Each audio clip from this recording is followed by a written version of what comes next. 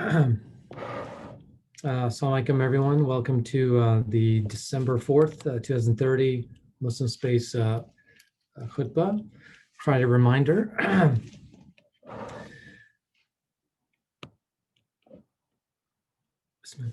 إن الحمد لله نحمده ونستعينه ونستغفره ونعوذ بالله من شرور أنفسنا ومن سيئات أعمالنا من يهده الله فلا مضل له ومن يضلله فلا هادي له وأشهد أن لا إله إلا الله وحده لا شريك له وأشهد أن محمدا عبده ورسوله يا أيها الذين آمنوا اتقوا الله حق تقاته ولا تموتن إلا وأنتم مسلمون يا أيها الذين آمنوا اتقوا الله وقولوا قولا سديدا يصلح لكم أعمالكم ويغفر لكم ذنوبكم ومن يطع الله ورسوله فقد فاز فوزا عظيما. All praises belong to Allah. We praise Him and ask Him for guidance and for forgiveness. And we seek protection in Allah from the malice of our own souls and the evils of our own actions. Whoever Allah guides, no one can lead astray. And whoever He leaves astray, no one can lead him or her back to the straight path. I bear witness that there is no other deity but Allah, by Himself, no associates with Him. And I bear witness that Muhammad is His slave and His servant and His messenger. O you who have believed, O you who have believed, be mindful of Allah and do not die except as a Muslim. O you who have believed, be mindful and always say a word directed towards the truth, so that He can make your conduct whole and sound and forgive you for your sins, and whoever obeys Allah and His messenger has then attained the highest achievement. Sorry, I'm trying to get my desk set at the right height. Sorry. Brothers and sisters, the practice of being, I'm going to talk to you today about integrity. It is the practice of being true and consistent and uncompromising to strong moral and ethical principles. Barbara Killinger, a PhD who's a psychologist, puts it this way, quote, in contrast to morality and ethics, which are externally imposed values, consensually acknowledged to be for the common good of society, integrity is an internal state of being that guides us towards making wise moral choices and intelligent ethical decisions. How we choose to respond in any given situation is the testing ground for integrity. So I'm going to share a story from real life. I'm going to alter it a little bit. In a land far away, a long time ago, a surgeon and his team were performing a non-urgent, elective, and highly technical operation. The patient was a middle-aged woman in reasonable health, but with a condition that made her immune system weak. In this operating room, like all operating rooms, everything within 3 or 4 feet of the patient, the surgeon, and the team was sterilized to the highest degree. Every surface clear of all contaminated substances, covered with freshly opened cloths and fibers, instruments shiny, without a speck on them. Then suddenly, one team member notices a contaminated instrument. It's clearly not shiny, clearly dirty, in fact.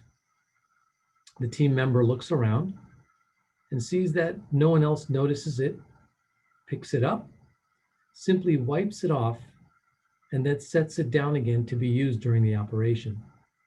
In fact, that instrument will be used inside the patient's body in a few minutes. It's a horrible thing to think about that something like that can happen, but just pretend that it did. So what are the consequences to the perpetrator of this, I'm going to say, crime? Really nothing, because no one saw him. What are the consequences to the victim, the patient? There are too many to count, but let's try. Infections, necessitating repeat surgery due to the complications. Physical disability that may be permanent. Emotional trauma and likely PTSD or post-traumatic stress disorder to some degree that may require mental health therapy and medication due to all the ongoing drama. Financial hardship due to lost income after burning through paid time off at her employer, then burning through vacation time, then burning through part-time pay, and then being laid off, burning through meager savings and having trouble paying basic utility bills. These are real things that happen. How about the consequences to her family? If lucky, her partner has to take time off of work, which is stressful and looked down upon in our society. Mental anguish about the unknown and what's going to happen to their loved one. In severe cases, this angst can be paralyzing, leading to a lack of focus and to distraction, leading to who knows what, even driving, getting distracted, a car accident. Then there are the consequences to those around the family, the employers, other family members who need to come in and help, neighbors and friends who volunteer time and effort to help, from prepping meals to driving to doctor visits and so on. Like a stone thrown into a calm bed of water, the initial wave of the crime moves out, spreading, disturbing the equilibrium set over the preceding time period. The first wave affects the victim, the second wave coming after affecting the immediate persons around them, the next circular wave affecting the third degree of people, and so on until tens and perhaps even hundreds of people have been touched, and the entire surface of the water is angry and rough with waves slapping against the shore, all because of one decision. In the Quran, we see consequences of a total lack of integrity played out in a different way in the familiar moral story in Surah Yusuf. Bismillah ar-Rahman ar-Rahim. نحن نقص عليك أحسن القصص بما أوحينا إليك هذا القرآن وإن كنت من قبله لمن الغافلين. Sorry, my PDF just changed, so I think I messed that up. We tell you, Prophet, the best of stories in revealing this Quran to you. Before this, you were one of those who knew nothing about them. It is a story about the Prophet Yusuf, and it all starts with his brothers lying to their father in order to obtain his love. They lie about Yusuf being eaten by a wolf in order to remove him from the picture. I'm assuming most of you know the story well, so I won't go into the details. If you are not familiar, then I encourage you to read Surah Yusuf, the 12th Surah, the 12th chapter in the Quran today. At the very least, it's an exciting story from start to finish. Delve deeper in, though, and there are lessons. Like the medical story above, what were the consequences to Yusuf of being left for dead? A years-long arc of a journey from the depths of a well to be sold as a slave in Egypt, to evading seduction by his master's wife, into years in the bowels of a prison, to the heights of power of a powerful country, and then finally a chance to exact revenge on those who tried to destroy him, but he doesn't. How about the consequences to the next level, to his father, Jacob? Utter sadness, yet without despair, for he retreats into God. Quote in the ayah in the Quran, but it is best to be patient, he says, but it is best to be patient. From God alone, I seek help to bear what you are saying. In fact, Jacob's grief was so great that his sons, the ones who perpetrated their crime, his grief was so great that his sons, the ones who perpetrated their crime, told their father later in the story, later in the surah, quote, they said, by God, you will ruin your health if you do not stop thinking of Joseph or even die, unquote. Like the medical story above, medical and physical anguish. It's ironic that they reaped the exact opposite of what they wanted. They reaped sadness, but they wanted their father's love. So the exact opposite happened. They obtained their father's utter grief, all because of a lack of integrity, a lack of morality. So we have the consequences to the victim, Yusuf, the consequences to his father, but we don't know what happens to the perpetrators, to his brothers, or to their conscience. In fact, it's not even discussed or mentioned in the Quran. The focus of the story is on the victims, Yusuf and his father, and the people around them, and the characters, and the people around them. And we also learn about the character of Yusuf and the character of his father, Jacob. We read about patience. We read about a continual return to Allah, a self-awareness that one is at the edge, and without God's help, one is going to fall either into extreme error, and then when at the peak of power, and when one is able to exact the maximum revenge and punishment, instead we see forgiveness. Looking at the perpetrators, again, back to Yusuf's brothers, as far as we know, they have no clue about Yusuf after they throw him into the well. For all they know, he died not long after, and they've gone about their business. We know nothing about whether they felt guilty or anything like that at all. For all we know, they're ruthless and thought nothing of it and went about their lives. Like the perpetrator of the medical story above, we have no clue how that person's feeling. That person just probably goes on with their life thinking it wasn't a big deal. The point I'm highlighting here is that when we lose our integrity, or when we have low integrity or no integrity, even for a moment, there are consequences. And these consequences not only affect the victim, but also all the people around that victim and the people around them for potentially years and potentially into the next generation. It doesn't have to be a major thing like hiding a contaminated surgical instrument or throwing a boy into a well. It is the seemingly mundane decisions that we make day to day where we can show our true colors and show who we are and prove ourselves to God. When we make a mistake, we should own it and apologize for it.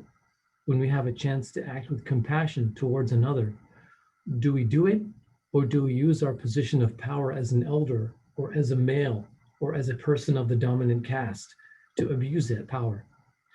It's easy to abuse. It's hard, though, to restrain our base selves.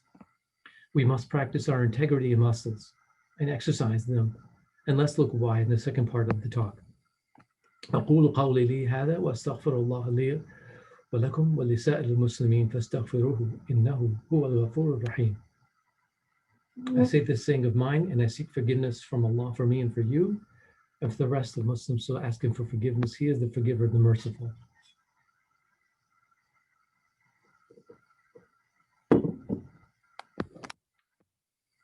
Bismillah.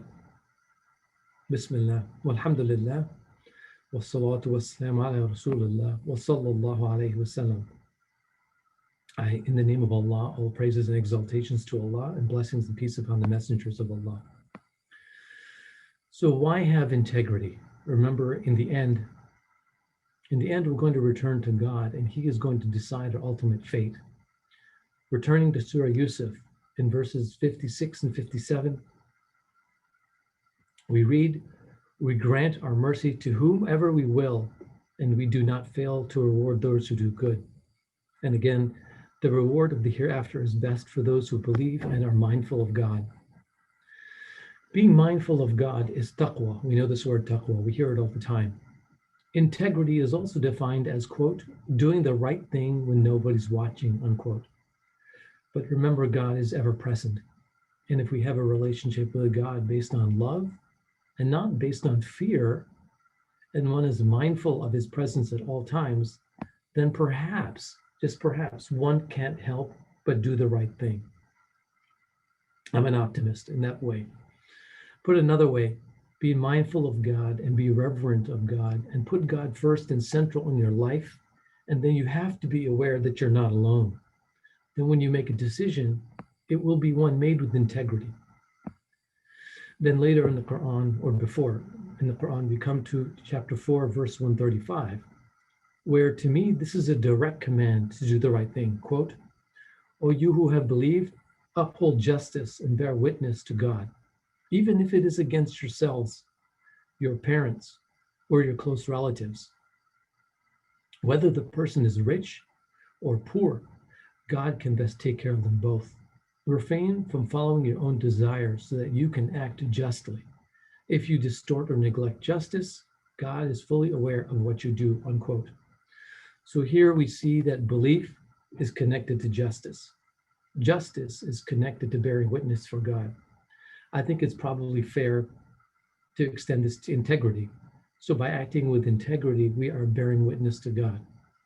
We are bearing witness to the Almighty, to the Most High, the most magnificent, the most holy.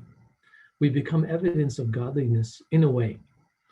Acting with integrity is putting God's law first, but when we ignore it and we do the wrong thing, we are putting ourselves first and putting ourselves ahead of God. As believers, that is backward and insane. That's madness. Brothers and sisters, the point of the reminder this week is to do the right thing every time, all the time. When God tells us in the Quran, We created man in the finest state. لَقَدْ خَلَقْنَا الْإِنسَانَ فِي أَحْسَنِ تَقْوِيمٍ. You have to think Allah created you in the finest way.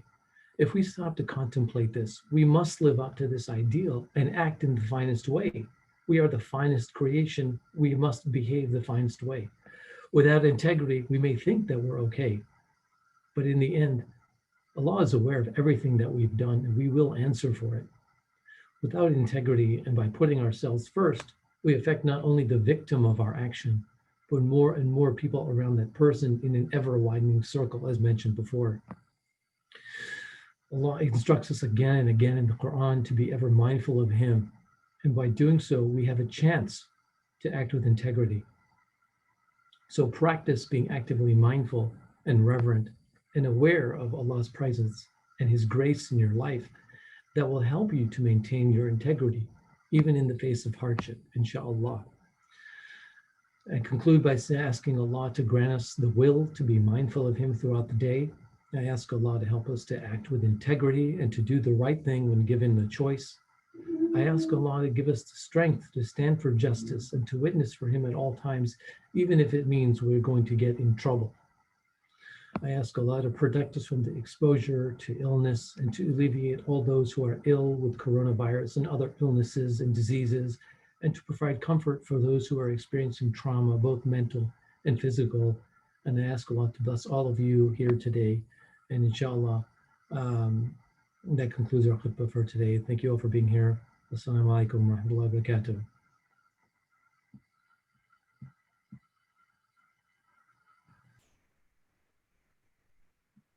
Reminders for today, the announcements. Let me pull those up for you.